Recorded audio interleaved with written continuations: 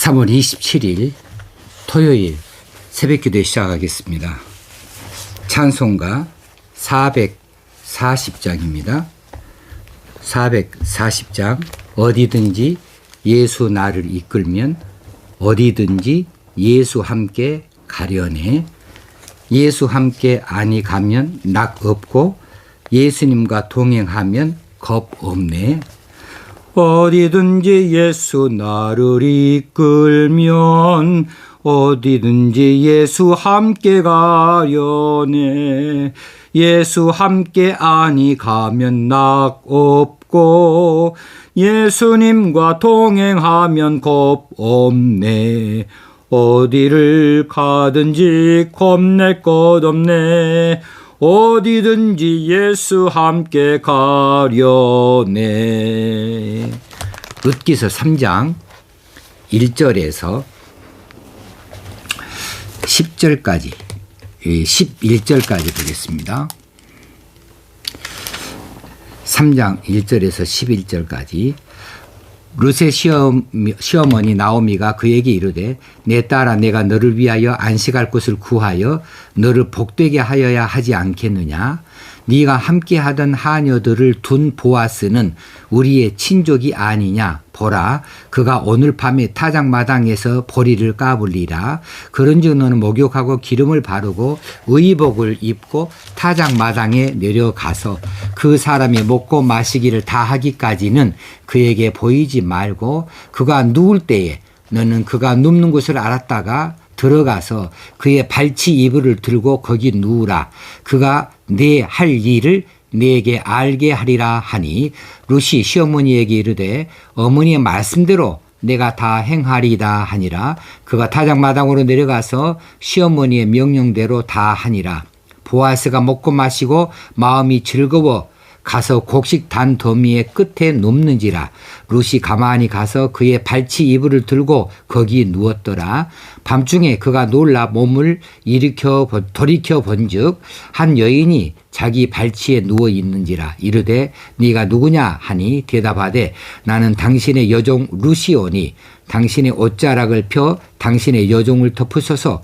이는 당신이 기업 물을 자가 됨이니이다 하니 그가 이르되 내 딸아 여호와께서 네게 복 주시기를 원하노라. 네가 가난하건 부하건 젊은 자를 따르지 아니하였으니 네가 베푼 인애가 처음보다 나중에 더하도다. 그리고 이제 내 딸아 두려워하지 말라. 내가 네 말대로 네게 다 행하리라. 네가 현숙한 여자인 줄을 나의 성읍 백성이 다 아느니라. 자, 나오미는 며느리 룻을 위해서 자신이 해줘야 될 일이 무엇인가를 생각하면서 이제 보아스를 생각합니다. 보아스에게 기업 물을 자의 의무를 이행하도록 그렇게 하면 좋겠다. 그런데 그렇게 기업 물을 자의 의무를 이행하도록 그렇게 의무만 생각을 하고 그것만 촉구하게 된다고 해서 그것이 다 무난히 이루어지는 것은 또 아니거든요. 보아스가 의무적으로 룻을 대하지 아니하고 그것을 넘어서서 진짜 룻을 아끼고 사랑하는 마음을 가지고 있는가. 그래야만 이제 룻이 앞으로 일생이 안식을 누리고 또 보호를 받고 복된 인생을 살 수 있기 때문에 보아스의 의중을 확인할 필요가 있었습니다. 그러기에 룻에게 지금 이렇게 하라고 이제 지시를 하고 있는 것이지요. 자, 여기에서 나오미가 룻에게 그 보아스에 대하여서 말할 때에 보아스는 우리의 친족이 아니냐 이렇게 보아스에 대해서 이야기를 하는 것을 볼 수 있어요. 만약에 이 나오미가 이 보아스를 생각할 때에 기업 물을 자로서의 비중을 크게 생각해서 그것을 말하고자 했다면은 친족이라는 말을 쓰지 아니하지요. 기업 물을 자에 대한 이야기는 고엘이라고 하는 단어를 써야 돼요. 그 말은 구속자라고 하는 것이에요. 그 가정을, 그 기업을 건져낼 자, 다시 일으켜 세워줄 자로서 고엘이라고 표현을 해야 되는데, 지금 오늘 본문에 보는 대로 친족이 아니냐라고 이야기를 해서, 친족은 모다 아트라고 하는 단어를 사용했어요. 그렇게 해서 이제 이 보아스를 룻하고 연결시켜 주는 것이 지금 나오미로서 자기 남편 엘리멜렉의 집안을 다시 일으켜 주는 데에 비중을 두는 것이 아니라, 룻이 평생 과부로 살아가면서 이제 가져야 될 이 고통, 거기에서 벗어나서 진짜 룻이 행복한 평안한 삶을 살 수 있도록 하기 위해서 보아스하고 연결을 하려고 하는 것이죠. 그래서 1절에 그 내용이 나와 있어요. 내 딸아, 내가 너를 위하여 안식할 곳을 구하여 너를 복되게 하여야 하지 않겠느냐. 너를 위하여요. 그리고 너를 복되게 하여야 하지 않겠느냐. 그래서 지금 나오미는 이 보아스를 기업 물을 자로 묶어버리려고, 그렇게 가두어 버리려고 그렇게 지금 계략을 꾸미고 있는 것이 아니고, 진짜 보아스가 룻을 어떻게 생각하느냐, 룻을 좋게 생각하느냐, 룻을 아끼고 사랑하는 마음으로 자신이 책임져 줄 수 있는 이런 마음을 가지고 있는가에 대해서 그 의중을 알고 싶어 한 것이지요.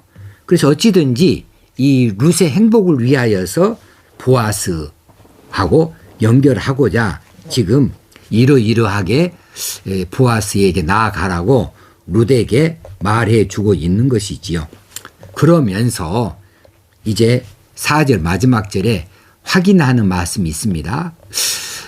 너는 눕는 곳을 알았다가 들어가서 그의 발치 이불을 들고 거기 누우라. 그가 네 할 일을 네게 알게 하리라.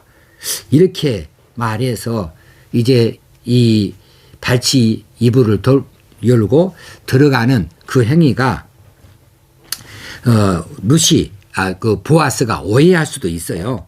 또 이것은 사실은 룻이 감당하기 힘든 어려운 그런 주문이라고 어제도 말씀드린 바가 있어요. 그랬는데 그렇게 철저하게 이제 마지막까지를 최선을 다하여서 이 룻이 보아스에게 다 한 다음에 그 결과는 보아스에게 맡기고 있어요. 그가 네 할 일을 네게 알게 하리라. 철저하게 모든 결정을 보아스에게 맡기고 있다고 하는 사실입니다. 그래서 나오미는 지금 이 일을 이 계획을 세우면서 며느리 룻의 안전, 그리고 평안, 안식, 행복, 이 삶을 위하여서 자신이 할 수 있는 최선의 일을 다 합니다. 그렇게 계획합니다. 그러나 그 결과는 조용히 기다리는 거죠. 강요하지 않습니다.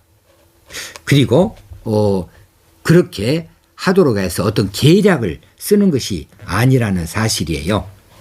그러면 3절에서 너는 목욕하고 기름을 바르고 의복을 입고 이렇게 하는 말은 뭐냐? 이렇게 하는 것은 보아스를 유혹하려고 하는 것이 아니냐라고 말할 수도 있겠는데, 그렇게 목욕하고 기름 바르고 의복을 입는 이런 행위들은 성경에 일반적으로 신부 단장을 말하고 있거든요. 그걸 의미해요. 그런데 여기서는 신부 단장이라고 말하기보다는 지금까지 룻이 자기 남편을 잃고 애도 기간을 가지고 있어서 과부의 옷을 지금까지 입고 있어요. 그런데 이제는 그 과부의 옷을 벗어버리고 이제 보아스와 새로운 출발을 할 수 있는 그런 준비 작업을 시키는 의미에서 목욕도 하고 기름도 바르고 과부의 옷을 벗어버리고 새 의복을 입어서 새로운 출발을 기다리는 그런 모습을 보아스에게 보여주려고 예의를 차려서 복장을 갖추는 그런 작업으로 볼 수가 있는 겁니다. 그런 것을 확인할 수 있는 대목이 또 있는데요. 9절에 보면은 이제 보아스가 자다가 깜짝 놀라서 누가 너는 누구냐 하고 물어봤을 때에 룻이 대답합니다. 나는 당신의 여종 룻이오니 당신의 옷자락을 펴 당신의 여종을 덮으소서 이렇게 말할 때에 당신의 여종 룻이라고 표현을 해요. 이것은 처음에 룻이 처음 보아스를 만났을 때 자신을 소개하는 그런 단어하고는 다른 단어예요. 처음 자기를 소개할 때에는 하녀, 쉬프하, 하녀라고 자신을 소개했어요. 하녀는 이제 여종들 가운데에 가장 낮은 위치에 있는 사람을 말합니다. 그렇게 자기를 소개했던 이 룻이 지금은 자기를 쉬프하라고 말하지 아니하고 지금은 뭐라고 말하느냐면 여종 아마라고 자신을 표현해요. 아마라는 명사를 쓰고 있어요. 이 아마라고 하는 단어는 여종을 가리킬 때도 사용하는 단어이기도 하지만 또 한편으로는 아내라고 하는 뜻도 있어요. 아내. 그러니까 이 단어 아마라는 단어를 사용함으로 룻은 보아스에게 자신이 아내 후보인 것을 넌지시 알려주고 있지요. 알려주고 있어요. 그래서 당신이 기업 물을 자입니다. 당신이 기업 물을 자가 됨이니이다. 이렇게 뒤에다가 붙여주고 있는 것이지요. 그리고 또 한편으로 이제 당신의 옷자락을 펴 당신의 여종을 덮으소서.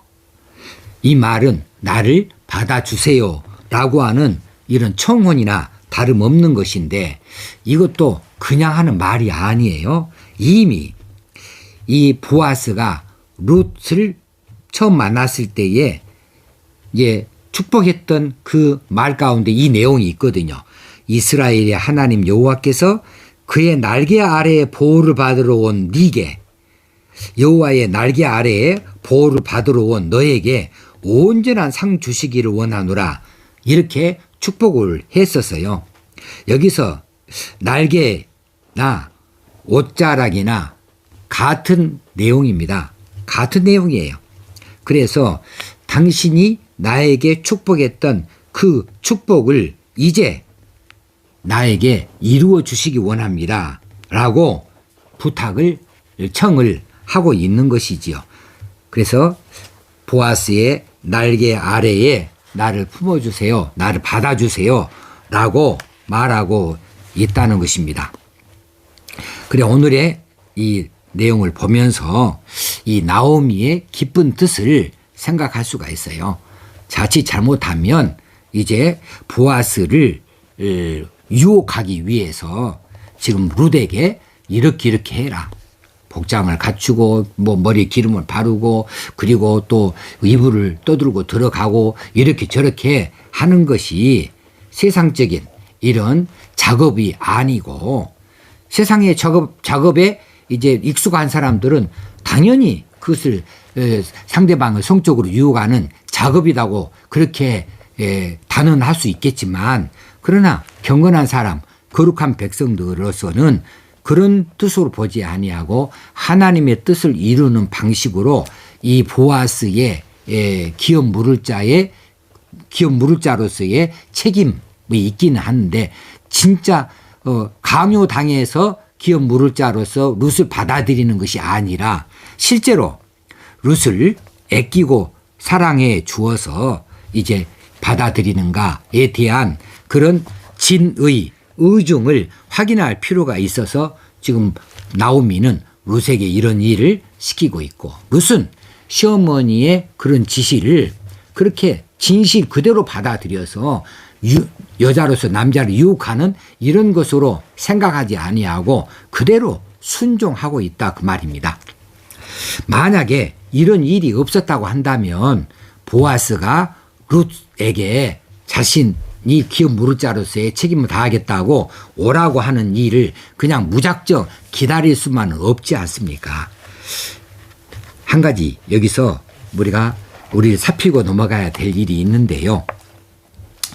나오미가 며느리 룻의 미래, 내일을 행복한 삶으로 만들기 위해서 하나님이 정하신 법 안에서 최선을 다하여서 지금 계획하고 있고 그것을 룻에게 이야기해 주고 있으면서 그 결과를 겸손히 기다리고 있는데 그 결과가 뭐냐 하면은 이 보아스가 어떻게 답하는가. 그가 네 할 일을 네게 알게 하리라.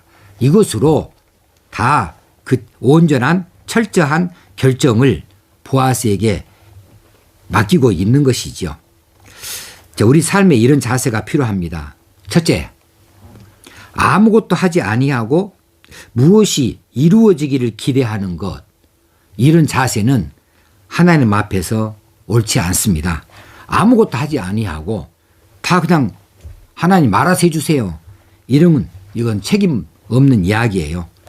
적어도 하나님 뜻이 무엇인가라고 하나님의 섭리에 대하여서 생각하고 알게 된다면 거기에 대해서 내 의무가 무엇이냐, 내가 어떻게 해야 될 것인가에 대해서 알고 시도를 하고 최선을 다할 필요가 있다는 것이죠.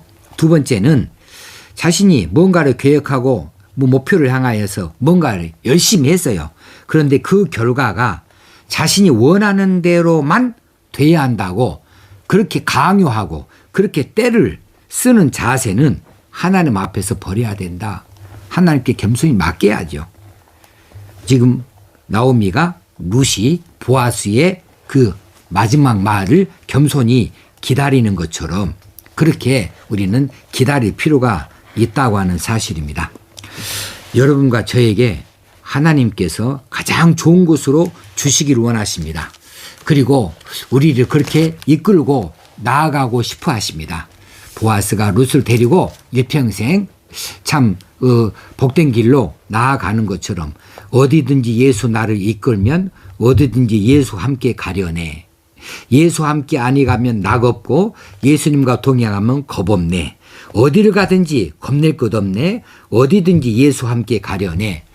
이 결론을 이루기 위해서 우리도 힘써서 해야 될 일이 있다는 거예요. 가만히 있는 것이 아니죠.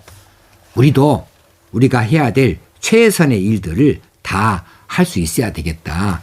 오늘 이 말씀으로 받아서 이제 하나님께서 우리를 통하여 이루고자 하신 하나님의 거룩한 일들이 이루어지고 또 우리 하나님께서 우리에게 복 주시길 원하시는데 그 복을 다 받아 누릴 수 있는 저와 여러분이 되어줄 수 있으면 좋겠습니다. 기도하겠습니다. 하나님 아버지, 오늘 또 말씀하여 주신 것을 감사합니다. 우리를 향하신 하나님의 뜻이 이루어지기를 원합니다.